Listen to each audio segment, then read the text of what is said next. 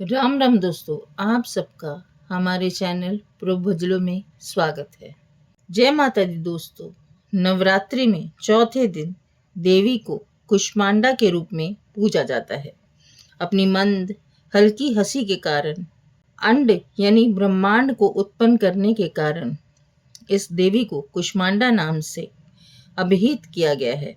जब सृष्टि नहीं थी, चारों तरफ अंधकार ही अंधकार था, तब इस देवी ने अपने इष्ट हास्य से ब्रह्मांड की रचना की थी। इसलिए इसे सृष्टि की आदि स्वरूपा या आदि शक्ति कहा गया है। इस देवी की 8 भुजाएं हैं, इसलिए अष्टभुजा कहलाई जाती हैं। इनके 7 हाथों में क्रमशः कमंडल, धनुष, बाण, कमल पुष्प, अमृत पूर्ण कलश, चक्र तथा गदा है। 8वें हाथ में सभी सिद्धियों और निधियों को देने वाली जपमाला है। इस देवी का वाहन सिंह है और इन्हें कुम्हड़े की बलि अति प्रिय है।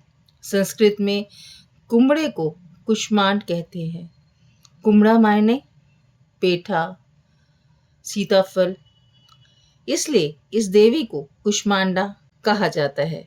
इस देवी का वास सूर्य मंडल के भीतर लोक में है। सूर्य लोक में रहने की शक्ति, क्षमता केवल इन्हीं में है।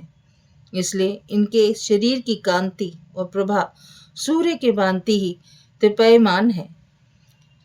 इनके ही तेज से 10 दिशाएं आलोकित हैं। ब्रह्मांड की सभी वस्तुओं और प्राणियों में इन्हीं का तेज व्याप्त है। आज चंचल और पवित्र मन से नवरात्रि के चौथे दिन इस देवी की पूजा आराधना करना चाहिए।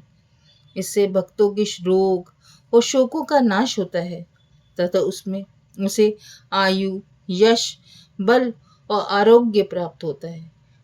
ये देवी अल्प सेवा और भक्ति से ही प्रसन्न होकर आशीर्वाद दे देती हैं। सच्चे मन से पूजा करने वाले को सुगमता से परम पद प्राप्त होता है। दोस्तों, इसी तरह विधि विधान की पूजा करने से भक्त को कम समय में माँ की कृपा का सूक्ष्म भाव अनुभव होने लगता है।